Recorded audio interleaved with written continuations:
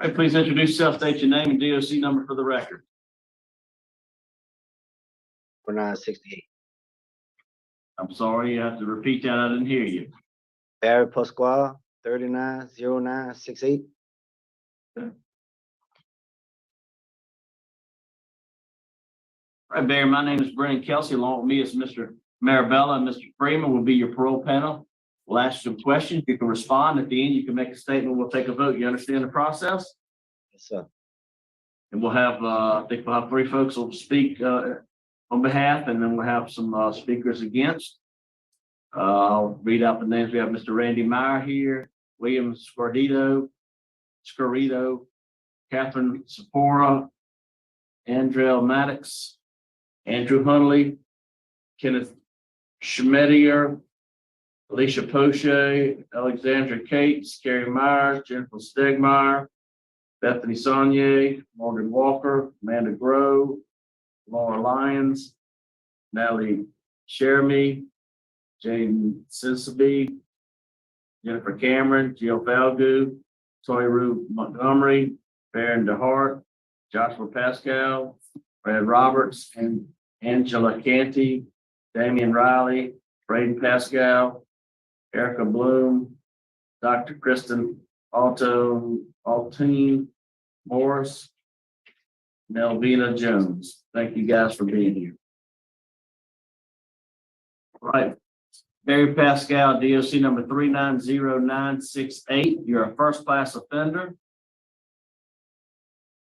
Parole eligibility date 1/6/2022. No good time, life, full term, first degree murder. Does that sound correct? Yes, sir. Would you answer, Mr. Freeman, please? Okay, Mr. Pascual, how old are you? 44, sir. And how long have you spent in jail? 27 years. Okay, and what's your level of education?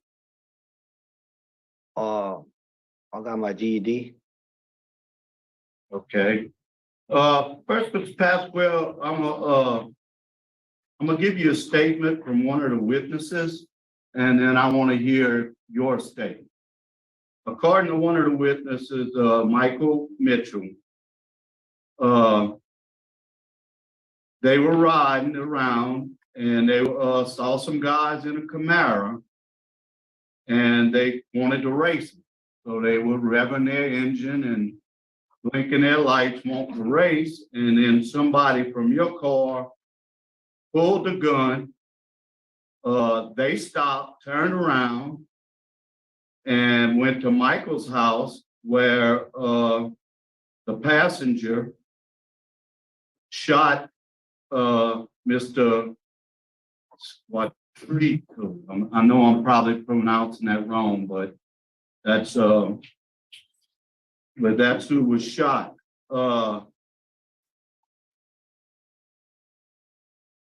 what is not your story, but what is your statement? What do you say happened that night?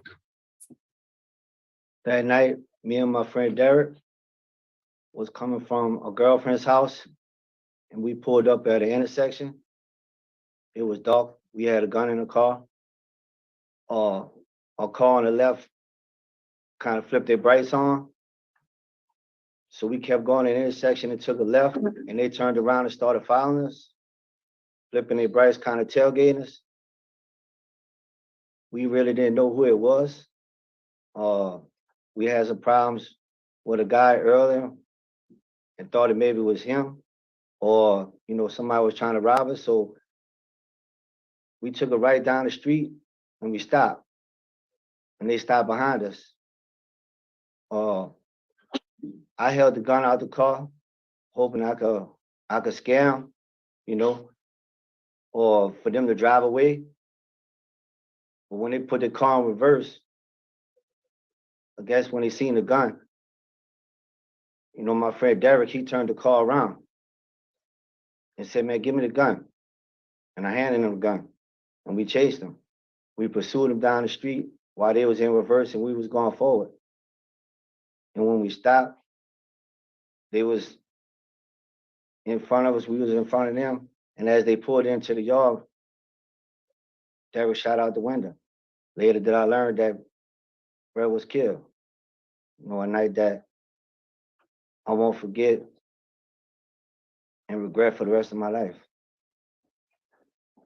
Okay,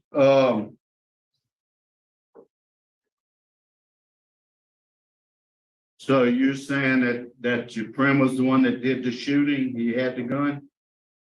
Yes, sir. Okay. Were drugs involved?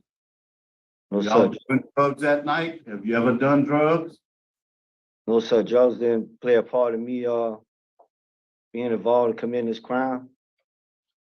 When I was 13 or 14, yeah, I tried alcohol and marijuana, but drugs didn't play a part of me committing this. All right. So what do you think your role was in the crime? I mean, you pointed the gun first. I mean, tell me the truth. Did you? Yeah, my Were role. you saying let's follow them, or were you saying let's turn around? It's it's over with. Well, I ain't downplaying my role. I handed Derek the gun. That makes me just as guilty and responsible as him, sir. Correct.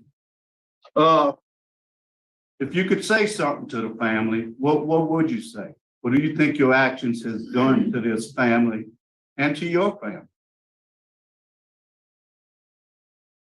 I know what I say, sir.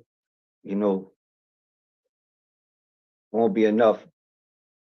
And I'm not here to justify or make any excuse, for the horrible decision I made that night.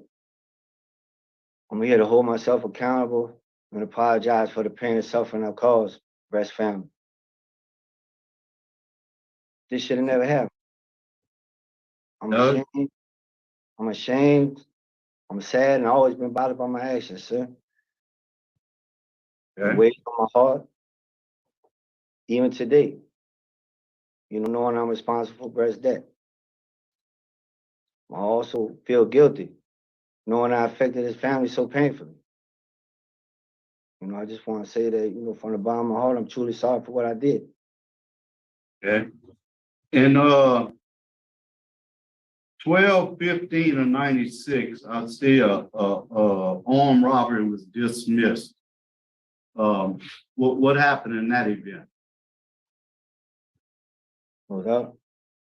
I didn't have nothing to do with that, sir. Okay. And did you attempt to escape at one time? That happened right before trial. Really, my friend was trying to escape, and he got busted, so I beat the dude up who told on him.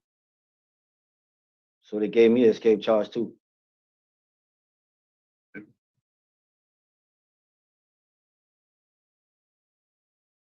Taking tons of classes. What class did you get the most out of? Definitely victim awareness. Victim awareness helped me, understand myself and the consequences of my actions. Plus the harm I've caused others.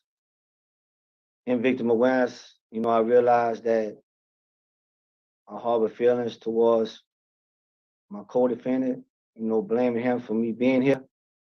And it was just really me being in denial and not taking responsibility for my own behavior. Victim awareness helped me with that. I also learned the magnitude of the pain I've caused and the impact on my actions, not just from Brett's family, but from my family and my community as well. I always felt really bad about what I did, sir. Brett's life mattered, and I had no right to take it from him. Also, Okay. this, I'm sir. sorry. Go ahead. Well, also, I want to say this program, gave me an avenue to write an accountability letter. Accepting responsibility for my role and, expressing my remorse. Something that I needed to do and something I owe Brett's family. So, victim awareness was most beneficial to me. Okay.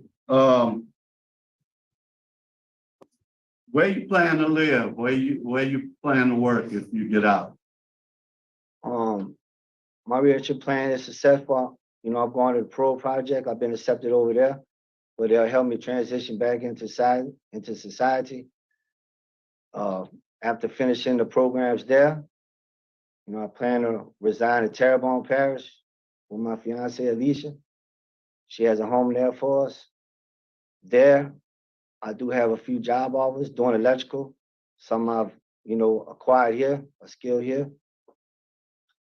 Also, you know, if successful, I plan to, you know, keep speaking to the confirmation retreats that used to come here, the churches as well.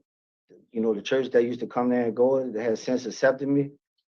And I do want to, you know, find some kind of A or, you know, therapy place where I could go and, you know, share my testimony, you know, give feedbacks on everybody else.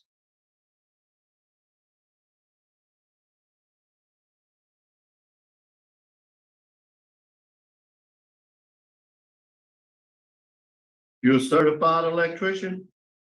Yes, sir. And see y'all, electrical level 1, level 2.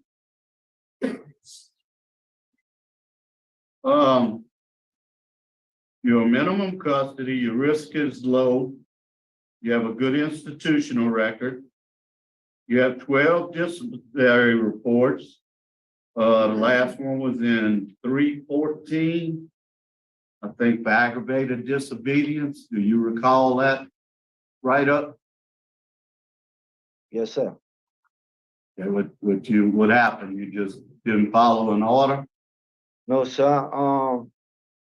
I was getting my hair cut in the bathroom.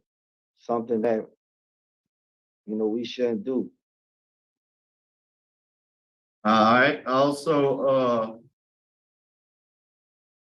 you had a contraband write up at one time. It was a long time ago, but what was that about?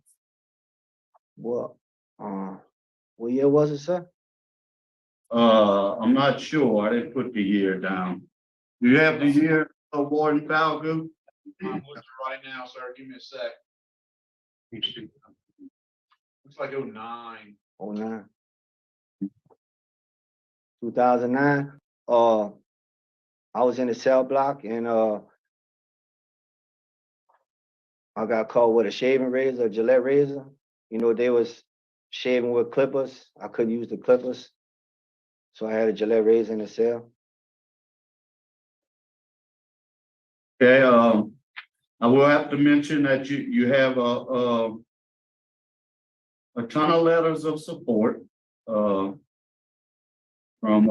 Warden Kane, from people that have been your boss, also from the governor. Tell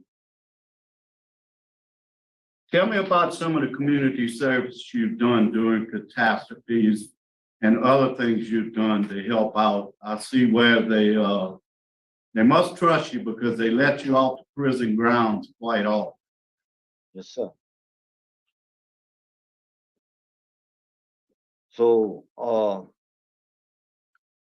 right now I'm vice president of Dale Carnegie, where we help, you know, teach young guys how to express themselves, you know, get out of stage fright. Another is after work, I volunteer my time in, you know, the toy shop where we make, you know, toys for kids, for unprivileged kids, you know, like I once was, you know, for Christmas. You know, my job, helping out during the pandemic, you know, I was on a 24-hour stick out when the whole, you know, prison was locked down. I volunteered, you know, through the storms, anytime they have a power outages, off the farm, anytime they ask me to go to, you know, any place where it needs electrical, I'm the first one to go.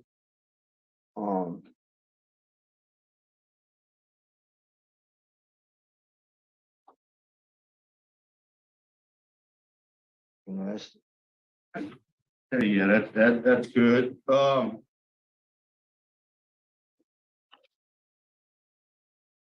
That's all the questions I have. Okay, great. Chairman. Ward, do you have any other input for us? Yes, sir, just to reinforce what Mr. Freeman was talking about, Barry has been off the grounds on several, projects that we've been, part of, from going to New Orleans, going all over the state.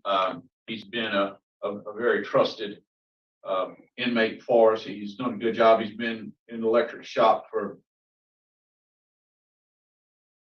say, last 12, 15 years. He's done well for us. Thank you, sir. I'll hear from Mr. Andrew Hunley. Andrew Hunley with Louisiana Parole Project, appearing before the board today to confirm that Barry is a client of our program. Just to remind the board how we got here, Barry was 16 years old at the time of his offense. Thus the Miller and Montgomery U.S. Supreme Court decisions and Act 277 of the 2017 legislative session have allowed him this opportunity for consideration for parole.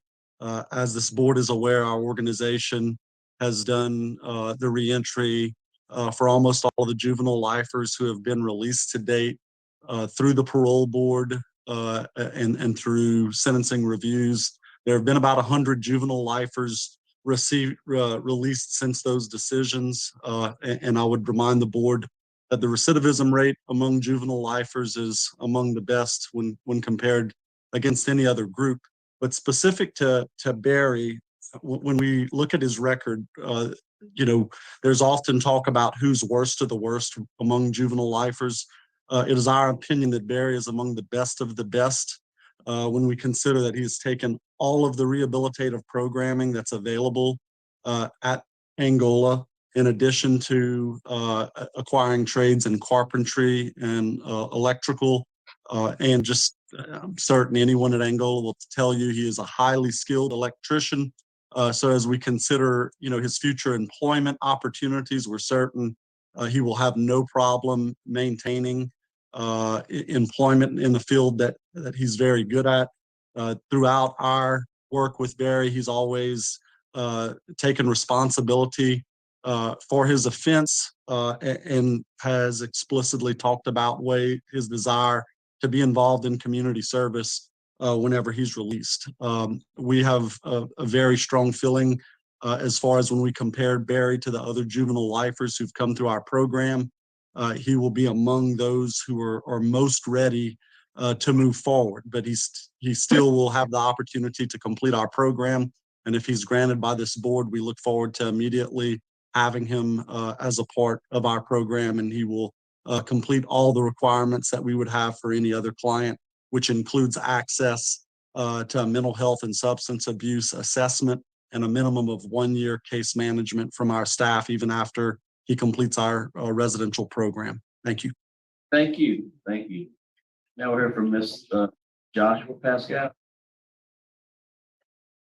Yes, sir. You just face us. And I know we got a poll in the way, but you move around the poll.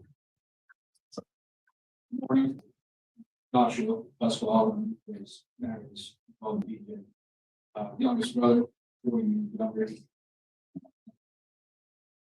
Wife for 14 years, career on the railroad for the last 10 years. Got 4 boys. Growing up, my child was definitely different than most child was. She did her best. She was disabled. She couldn't see. She didn't. So she didn't work. She never knew that. I never saw her out. She had an addiction to drinking. She got to drink. So she was more, like I said, she was more of a friend, best friend. She never really listened. So we had no repercussions for our actions. My dad, he did his best also. He was a painter. He liked his alcohol. He drank a lot. We didn't see him much. We would see him occasionally. Most of the times he would say, "Yeah, stuff." Yes, he wasn't going to really give us that discipline that that we needed. Especially as he year, 12-year-old, 16-year-old. He just wasn't there. Growing up, BJ was a good brother. He was a good person. And I know that good person is still in there. He made poor choices. Very poor choices. But what young person would, they don't have somebody to teach them right and wrong about their own choices. How to figure it all out ourselves. And the wrong crowd. Basically, he latched on to something outside of family that he called his own. His first thing. Fortunately, he was just a wrong that made the wrong decisions. I know for sure that he'll definitely not take his dream for granted. And me and my family be there for him emotionally, financially, spiritually. And Alicia, she definitely be there for him. She was every Sunday religiously. So I'm glad that she's in his life.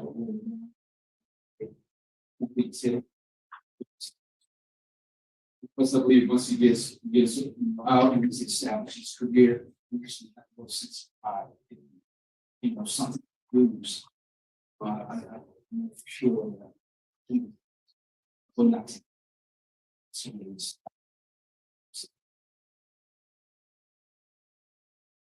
I believe that he will not go back to the way he was. That he learned his lesson, which was 7 years ago. That's what it was.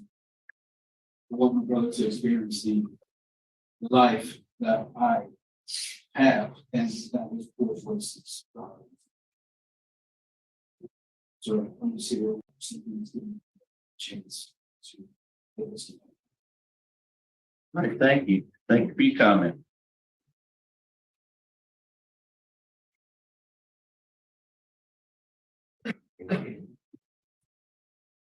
All right, now we'll hear from Mr. Williams Fervito.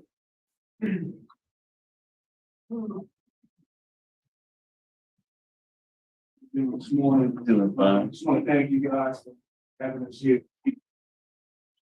Be part of this, of course, part of the loss. Also, that wasn't something I added without you.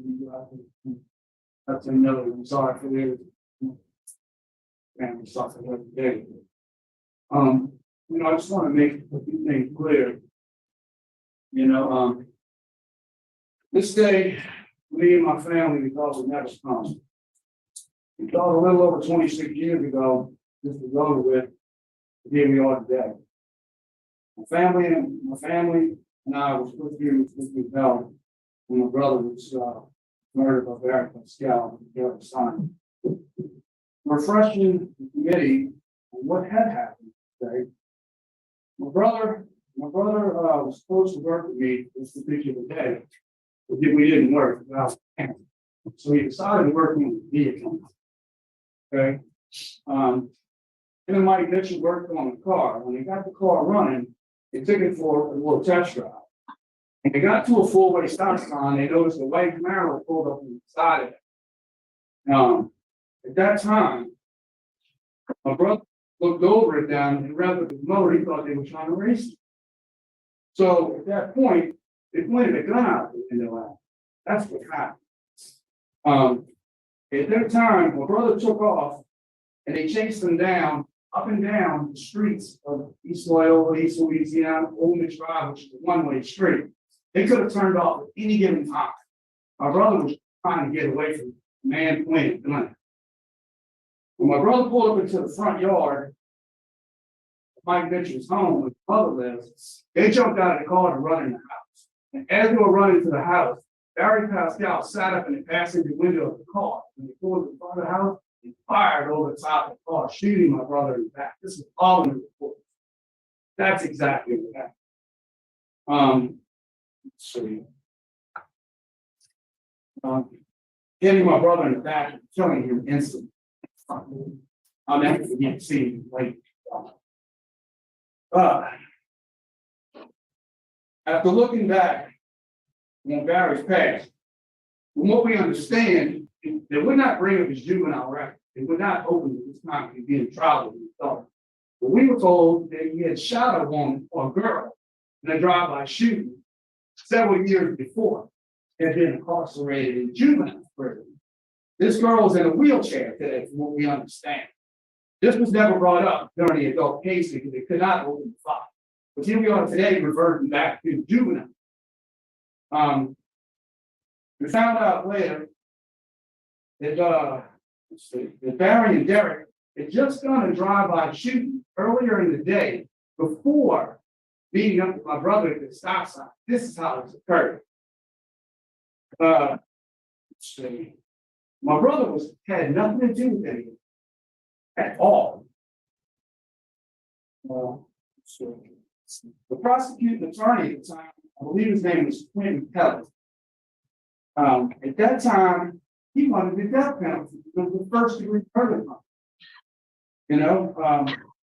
After going to court for so long, and the case, my family is not able to take it anymore. My mother was elderly, like couldn't take it anymore. So they came to us and they offered, they said, what about if we go to the family and the attorney to see if we can remove the death penalty, and they would write off on life in prison with no parole, period. So that was the deal that was made then. We okay with that at that point. We said, okay, as long as they'll never be released, that would be sufficient. Okay.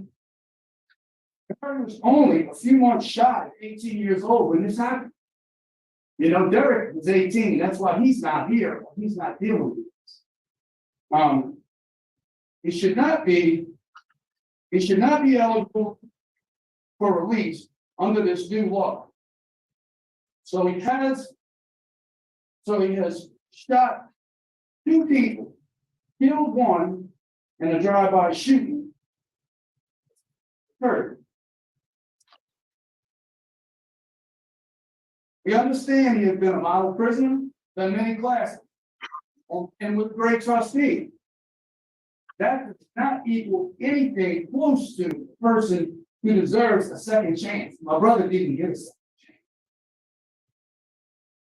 Unfortunately, we have an uncle that had murdered someone back in the 70s.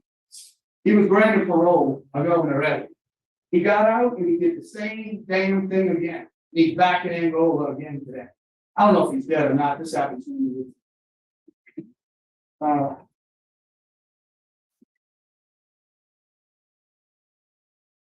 Does this have to happen to another family before this stops? At this time, there would not be the juvenile stuff. We did not want him released. Please state in the severity of his crime, not to give him parole at this time. My brother's son, my brother had a son, never grew up with his father. His son was, I think, 6 months old when this happened. He also had a fiance that was left to raise him on her own. There isn't a day that goes by that my brother is not missed. Barry's family at least still gets to visit him, talk to him. And now they want more. No more deals. We made a deal in the beginning, we do not want to make a deal now. We know the state has changed the law. But back then they accepted it, they need to accept it today. I was the oldest of 6. Mother always worried about me. I was always the one who was in trouble. My brother was the innocent. He never did nothing. Never did she'd have to bury a baby boy. She cried every day until she passed away. I had a sister who was very close to my brother. She committed suicide several months afterwards because she just couldn't take it. It has been tough for all of us. Let's not make it any worse. We asked for no parole, no more deals. All right, yes, sir. This is the last. Yes, sir, yes, sir. I wrote this last night at midnight. I woke up, could not sleep. I had to write it. Yes, sir. You know, I've been working with people like this for 13 years. I work with people for the self-help group and at hospitals and institutions. I've been invited to speak in Angola several times to try to help individuals. People like this live in fear. When they don't get what they want or feel disrespected, they make bad decisions. That's not a brother's fault. I've spoken with guys like this, and they will say or do anything to gain the trust and get out of prison. His past speaks for itself. I don't care what he's done lately. Please don't let the misjustice of the Louisiana judicial system be the reason he is released into society. You have the power to say no today. You can polish him up, but it's what's on the inside that you can't see. He has proven 3 times he will shoot innocent bystanders. He shot at 3 different homes, hitting 2 people. What is it going to take for this to stop? Who will be next? Thank you. Thank you, sir. Thank you for your comment. We're here for Mr. Randy Meyer now. Good morning, Randy Meyer, Assistant DA Jefferson Parish. We're opposed to the request of parole. Mr. Pascual had a pretty extensive, in a short period of time, extensive juvenile record. His first arrest was at 13, first firearm arrest was at 14 and almost 15 when he was convicted in juvenile court of assault by drive-by shooting. Obviously, there's very strong victim opposition in this matter. You know, I've always said and feel strongly that the first thing that someone has to do in order to truly rehabilitate himself is accept what he's done. Mr. Pascual has said today that he was not the shooter in this case. I'm going to read a couple of excerpts from the Court of Appeal, State Fifth Circuit Court of Appeal opinion in this case. Says the sole issue raised on appeal regarding the sufficiency of the evidence is whether the state proved that the defendant was the person who fired the gun that killed the victim. The court goes on shortly after the shooting. Mitchell, who was the passenger in the victim's vehicle, told the detectives that the passenger in the Camaro fired the shots. Defendant, Mr. Pascual, admitted that he was the passenger in the Camaro.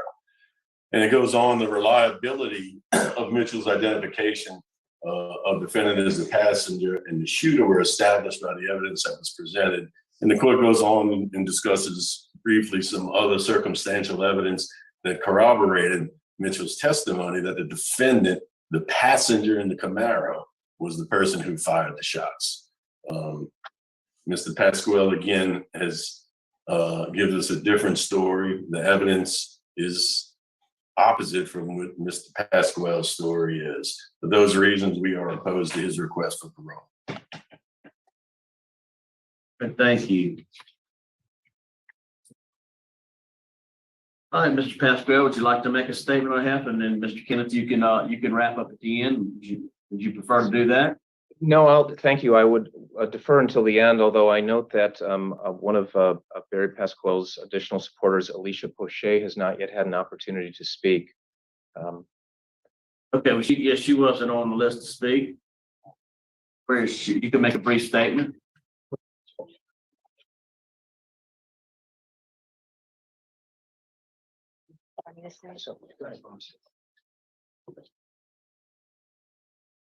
Please excuse the fact that I had to type this. I knew I was going to be nervous and a little emotional.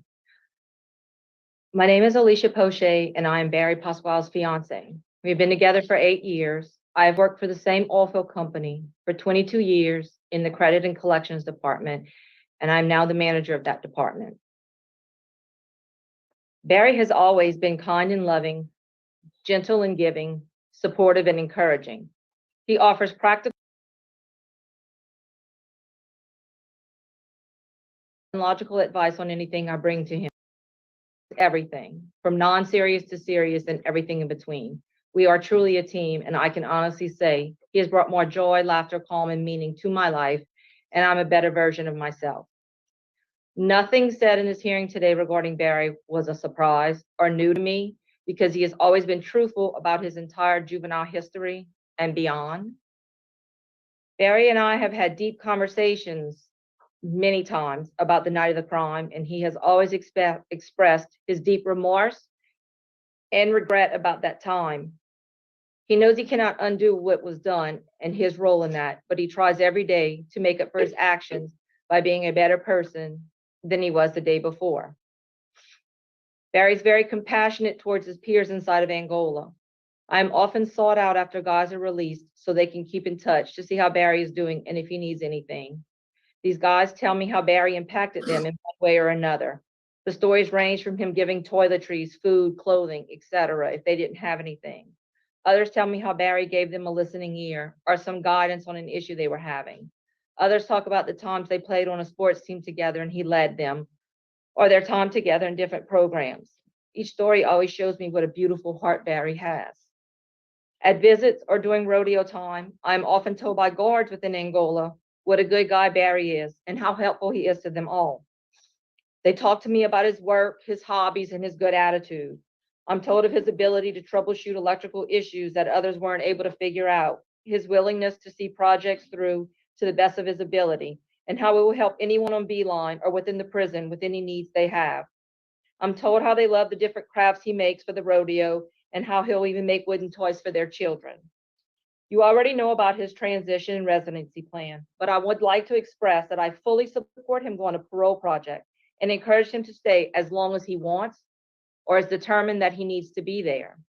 I have a home in Homa in a quiet and safe neighborhood waiting for him to come to when he is ready. I am able to provide for him while he gets on his feet and begins to work. He has already had multiple job offers in Homa, and I also support him furthering his education and training in the electrical field as that is a passion of his. Barry has a huge support network in Homa. My family and Barry have a great relationship and they welcome him into our family. I have many amazing friends and coworkers that are also ready and willing to be there for Barry. And the couple I rent from all know about Barry's story, and they have also welcomed us living in their home and welcomed us into their church. Barry has a good support system with his family. And in fact, Barry has worked hard on bettering his relationship with his mother over the 27 years he's been here. Sadly, his mother and sister weren't able to be here because his mother is on hospice in her last days. And she wasn't even expected to make it this far. So we are thankful she is able to be listening to this. If Barry would need any help during this transition, we have many resources and people we can reach out to for guidance. My company has a program that would provide counseling. We can reach back out to Parole Project at any time. Our families and friends will be here to give any guidance or assistance to Barry. And in my opinion, one of the best resources would be the other formerly incarcerated men, especially juveniles that Barry has forged relationship with that have been successful in their transition. I thank you for looking at who Barry is today and not holding all of his past against him. Barry is truly remorseful and holds himself accountable for everything that has happened. And we appreciate you considering his release. Thank you. Thank you. All right, Barry, would you like to make a statement on your behalf? Yes, sir. I know that was the facts that I was convicted of, but I wanted to tell the truth about what happened. I said, victim awareness, my co-defendant made an accountability letter telling the truth about what he really did. Like I said earlier, that I'm not trying to downplay my actions. I handed Derek the gun, so I'm just as guilty and responsible he is. I want to say that, I'm not that same 16, 14, 15-year-old kid, you know, that was doing all the senseless crimes. You know, I stand before you today as a man, you know, that can make sound decisions. I know my past is unacceptable, but I'm first to admit I'm not proud of nothing I did as a kid. Programs like victim awareness, anger management, you know, thinking for a change, allow me to take responsibility and own up, you know, to the flaws in my character before coming to prison. You know, life skills I learned here, you know, help my behavior from reoccurring, something I'm thankful for. And I just asked the board, you know, to give me a second chance at life so I could show that I could be a productive, hardworking, law-abiding citizen. Thank you, sir. Thank you. And we wrap up Mr. Schmetterer. Yes, thank you. Good morning. My name is Ken Schmetterer, and I am proud to speak on behalf of Barry Pascual and ask that he be released on parole. Our written submission, no matter how many letters of support, job offers, programming, certifications, or volunteer work, cannot possibly convey the true measure of the man that Barry has become. Thoughtful, reflective, humble, and intensely dedicated to improve himself and to help others grow and learn from his mistakes, benefiting the entire prison community and others for 27 years. You've seen the context of his early years: father who drank, was violent to his mother and others, and largely absent. His mother legally blind and addicted to prescription drugs. Chronic instability, including 4 schools, just as one example, between 6th and 8th grade, 4 schools alone before being expelled in the 8th grade. So a 13-year-old Barry looked for a connection and found it with older kids, including 18-year-olds with guns. I recognize the horror and I honor the expressions of pain and anguish suffered by the family and expressed by the family and friends of the victim, Brett Squatrito. I do, Mr. Freeman, you did ask about the events of that day, and questions have been raised about who the shooter was, and I'd like to address that for a moment and start by saying, and I'll come back to this, for purposes of both Barry's moral culpability, as in the eyes of the law, as in what you are asked to consider today, it doesn't matter because he is equally culpable and he knows that. But for context, and I hope you saw,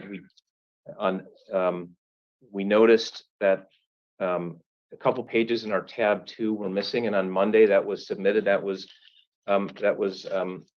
Derek Sanier's a letter in which he acknowledged his role, his actual role. Now, I want to speak to this as well because, and I'll just add a couple of points. Again, I don't begrudge Brett's family members for expressing anything that they expressed. I understand everything that they're feeling. I will just add, first of all, you don't know me, but I do not suborn perjury. But if I did, probably the easiest thing to say to make this clean and easy would be to say, oh, just say you were the shooter, because you know that's just the easiest, cleanest thing to do. But Barry is always going to err on the side of just telling what happened. And now there are 2 people, Derek Sanier as well. Regardless, Barry handed the gun over, and he is morally, as in the eyes of the law, as responsible for Brett's tragic killing as the shooter. Barry knows he cannot change the past, but he knew he must do what he could to commit to become something better and to help support something better in others. When he arrived in prison, Barry was exposed to something new for him at least, structure and institutional support. And he showed what he could do with the structure that he did not have at home. And once he started down this path of self-improvement, he never stopped. And I want to pause for a moment to say, this journey began when there was no chance under the law to be released. This was not a strategic game. This was before the United States Supreme Court changed the law. This is who Barry was, and this is who he became years before that was even a remote possibility under the law. So briefly, At age 19, with just a 7th grade education, Barry, I think he understated his education and accomplishments, frankly. He began working towards his GED while working in the mattress factory. He got it in 2000, then a diploma in carpentry. Then, following his work on electrical components of HVAC systems, he took an interest in electrical work and received multiple certifications. Now serving as the lead lineman, maintaining and repairing the high voltage power distribution system for Angola. As you recognized, awarded Class A trustee status in 2011, never revoked. Counted on routinely to work off prison grounds with minimal supervision throughout the state, including at the governor's mansion, I believe 15 times, I think I saw on the record. During COVID, one of just 4 people from the maintenance shop trusted to live outside the fence as an essential worker, relatively unsupervised. You noted the letter from Governor Edwards praising Barry's team-oriented dedication and hard work. His former supervisor, Mark Spillman, called him one of the most reliable and multi-skilled workers they have. Many letters in our tab 6 attesting to his work ethic, reliability, manners, and attitude. Retired, and more broadly, retired former Assistant Warden John Tubbs wrote that he believes Barry will, quote, be able to live a successful life outside of prison as a productive and useful member of society, as he has shown tremendous growth. You're familiar with the programming, developing attributes such as victim awareness, thinking for change, parenting skills, anger management, cognitive coping, substance abuse. By the way, Barry was not required to take substance abuse class. That was not part of any sentence. But he knows the effect that addiction had on his mother and his father, and he understands the struggles that could be out there. And so even though he didn't have to take it, even though that was not a major part of his life since he was 14 years old, he would be proactive, and he still will always be proactive, and many more, as you see in tab 10 and tab 7. Go ahead and wrap it up, counsel. Yes, sir. And volunteer and disciplinary history and a strong reentry plan. One of the great luxuries of taking on a pro bono case is being able to selectively work with people who occasionally come into our lives and inspire us the most. And Barry Pascual has inspired me to no end. It is not for me to say what is the right punishment, how many years Barry should be in prison for his crime, but I know that he has dedicated the last 27 years to bettering himself and those around him. That fact has been roundly recognized by those who see Barry day in and day out. Those who know him best know what an incredible source of love, support, and enrichment he has been and will always be for others.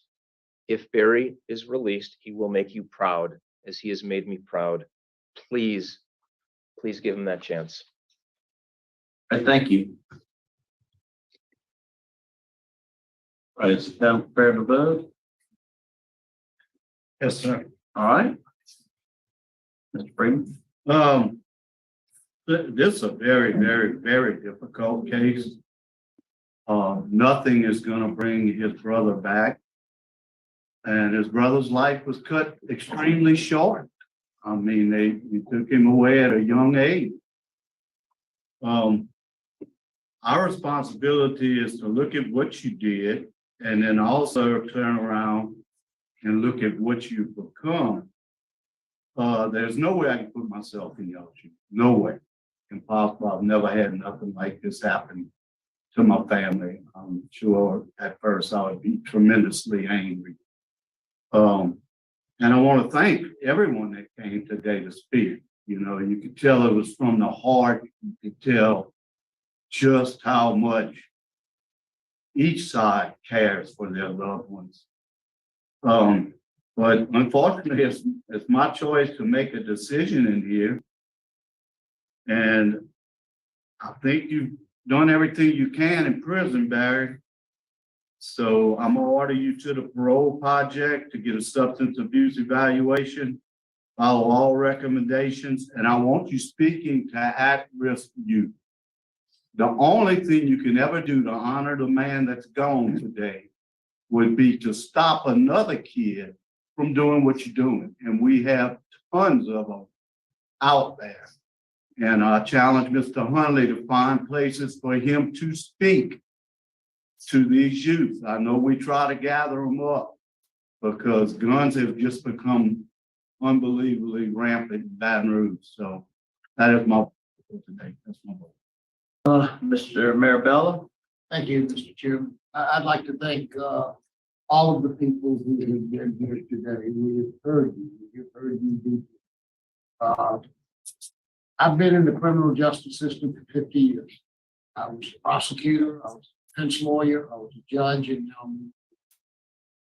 our system isn't perfect, but it's the best system in the world.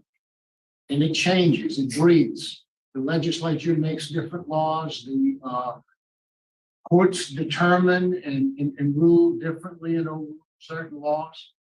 You were promised something back then. This man would spend the rest of his natural life in prison. When you were promised that, they meant it. The law has changed since. Our responsibility, as Mr. Freeman has pointed out, is to make a decision.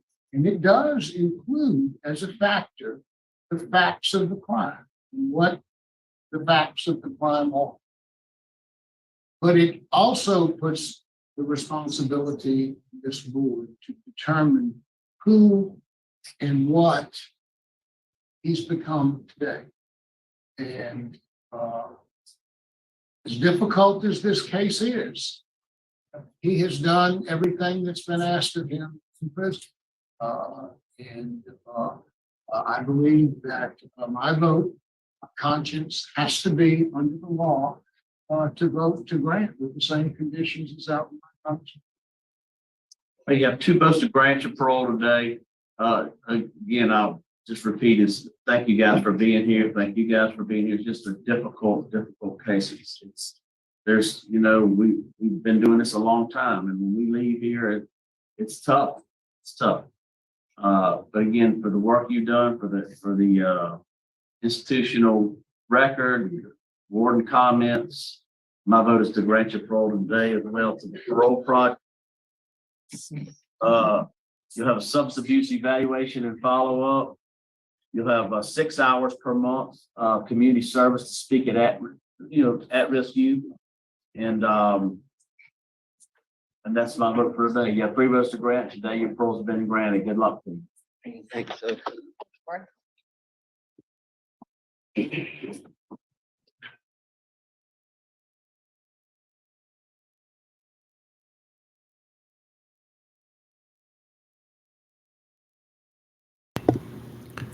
Well, let's unpack that. This one had me really spinning in confusion throughout the hearing because it's still unclear to me who was responsible for pulling the trigger. I know for me personally, I know under the eyes of the law, it doesn't make a difference, but for me personally, it makes all the difference for who pulled the trigger.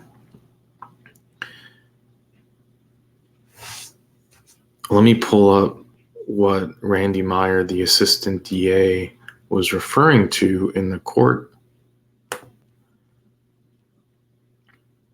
Let's see.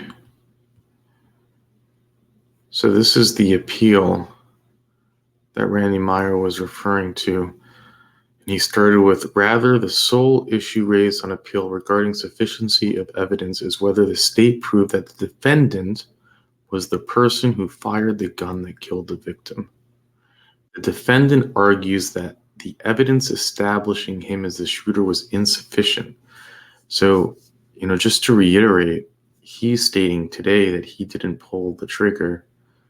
The victim's family was saying without a doubt that he was, and the court convicted him as the shooter. Today, he's stating that he's not. Randy Meyer, the assistant DA, showed up and quoted this. So we'll just go over it.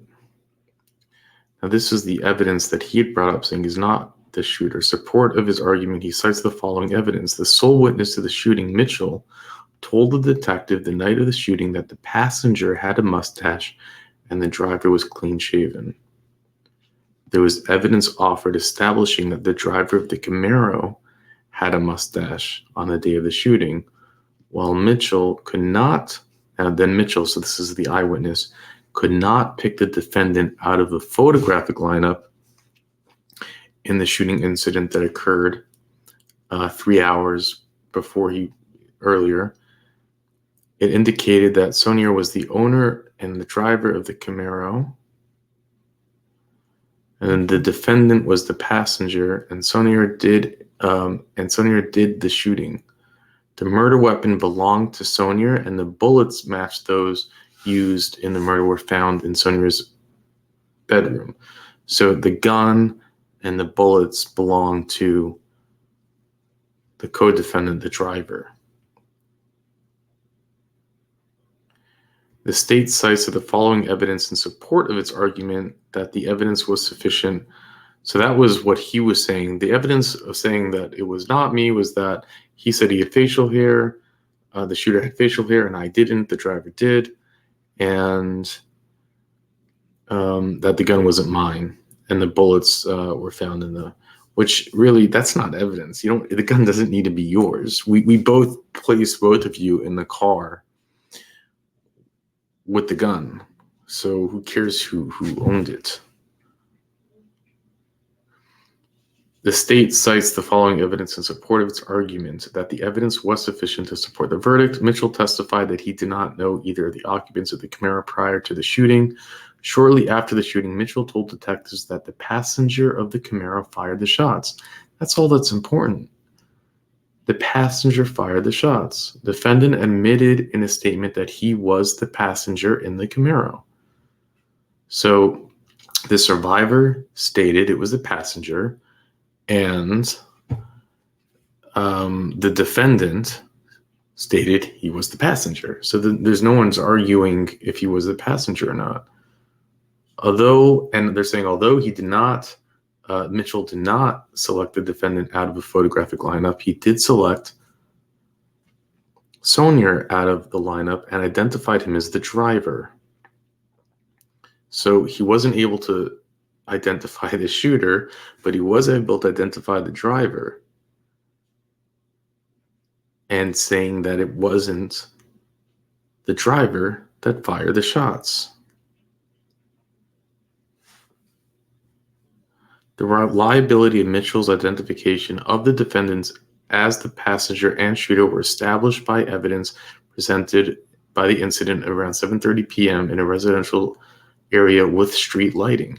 Mitchell testified when the Camaro first stopped on Rice Street that the defendant was physically close enough to speak to Mitchell, and Mitchell saw the defendant at the time. Mitchell saw a gun in the passenger's hand on Rice Street. Mitchell also viewed the occupants of the Camaro following the shooting. Mitchell gave a description of the Camaro's occupants to the detective at the scene. Shortly thereafter, Mitchell selected Sonier out of a photographic lineup and identified him as the driver of the Camaro, which again is not the shooter. Other circumstantial evidence corroborated Mitchell's testimony that the defendant, the passenger, and the Camaro fired the shots that killed him. They killed the victim, the driver of the Mustang. The defendant in the statement, police described Mustang as facing the wrong way. Therefore, we find viewing the evidence in lights most favorable to prosecution sufficient and jury conclude reasonable. So that's what Randy Meyer was referring to, the assistant DA. The victim's family still insists that he was the shooter. He had shot someone before. He shot a poor girl who's still in a wheelchair, just like a couple years prior. So he has a track record of doing it, and that wasn't admissible in court. If it was, for sure he'd be. Now, the only thing that really to throw the knife in it, or whatever it's called, to just blow everything up, is that he does have a letter from his co-defendant admitting that he was the shooter. Now, is it possible that the co-defendant would admit it because he knows that he can't get out early because he was tried as an adult? He was 18, so he's given life sentence, and he doesn't follow under the umbrella of the juvenile life without parole law, which was ruled unconstitutional by the Supreme Court of the United States, which is why he has a chance at parole. So if you're the guy who pulled the trigger but knows that don't have a shot of getting out, but somehow you can communicate with your friend who does have a chance of getting out, could you write that statement for something in return? I'm just speculating. I would never write that statement because one is that if I didn't do it, I wouldn't do it. And, two is that I would still always hope that I could get out. And why would you write that letter? It kills all chances of you maybe getting out one day. But again, logic doesn't need to dictate reality.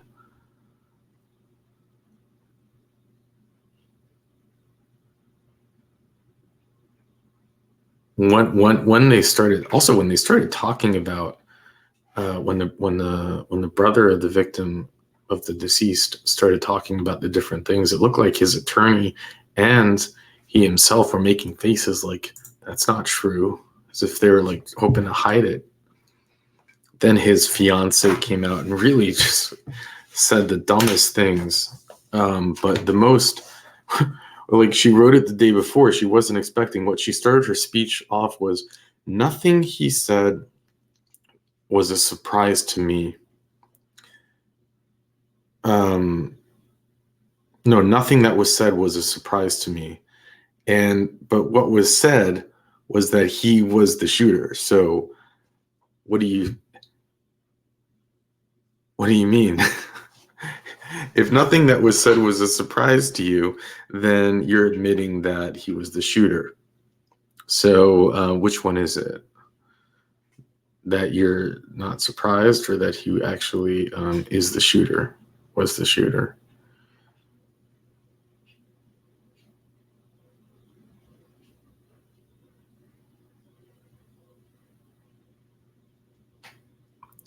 If we had this hearing and he had just handed him the gun, I would say he let him out. He served a long time. At 16, he do so many dumb things. But to hear about the fact that he had done a drive-by shooting and there's a woman in a wheelchair when he was just a year before, or 2 years before, and then that he's accused of being the shooter, and that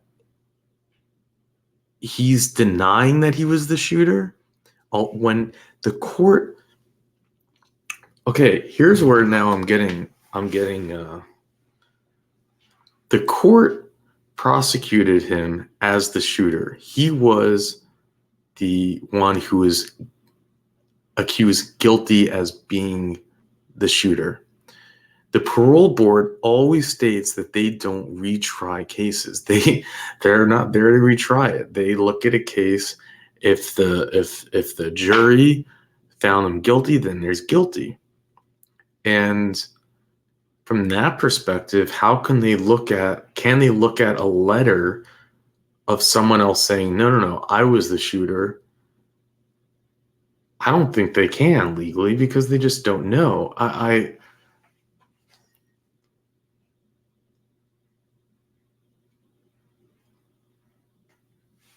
I gotta say, for me, this is like the toughest one that I think because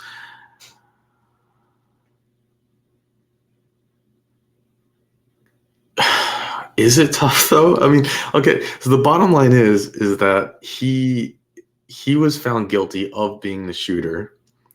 He gets up and denies being the shooter. He says he's handed the gun, but the court didn't find it that way. But he does have a letter from the shooter saying that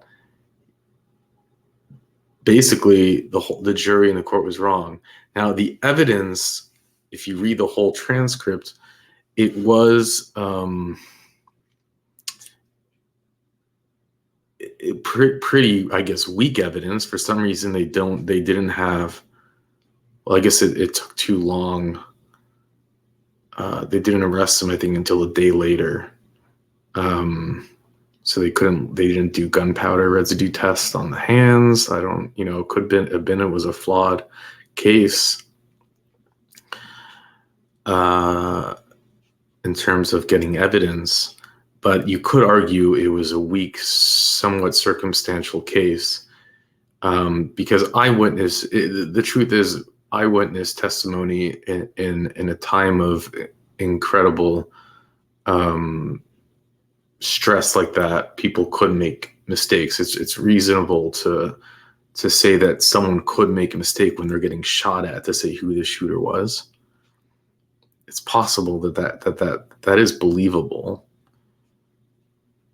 It's possible that detectives can mold someone's opinion as to who a shooter was, especially if they had information about him being a shooter before and wanting to just say, no, we're locking you up for good this time.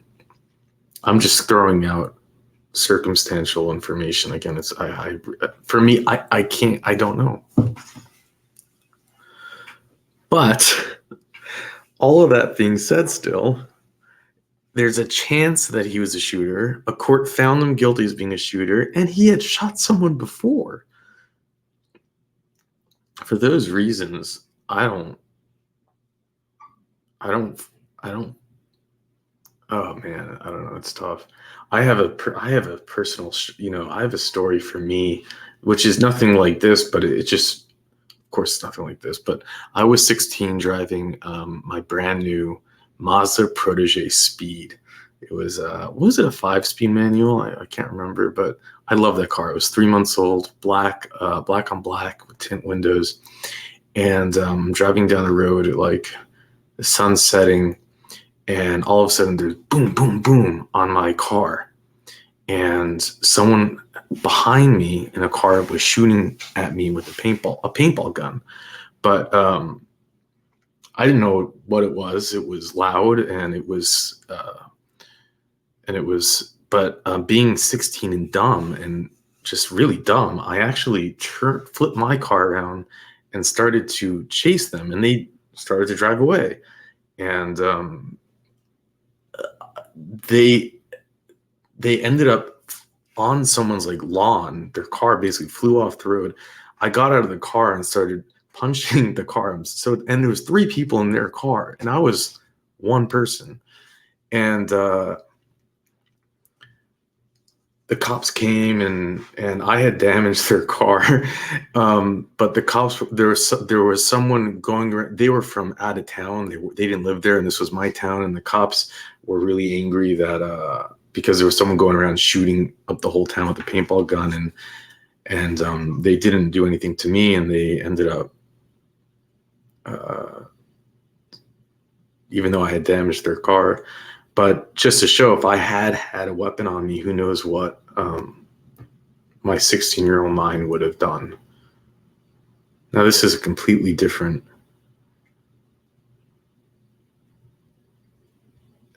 there's no, it's just when you're 16, you're an idiot. But I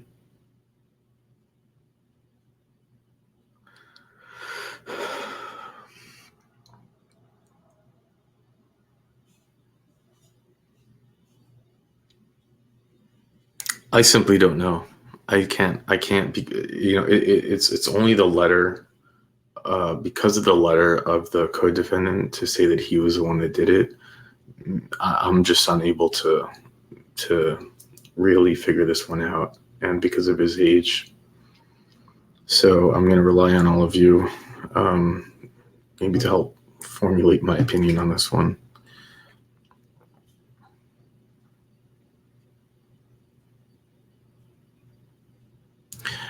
But I do want to touch on the victim, what he said. It was a really great speech. I was even able to hear and understand him fully through when so often we're unable to. and just the horror that his sister committed suicide from that, and all of the pain and destruction that it caused over absolutely nothing.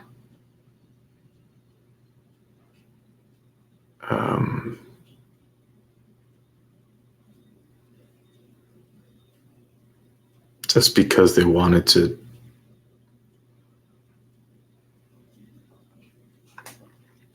I'm going to put links in the description. And with that, I'll let you go.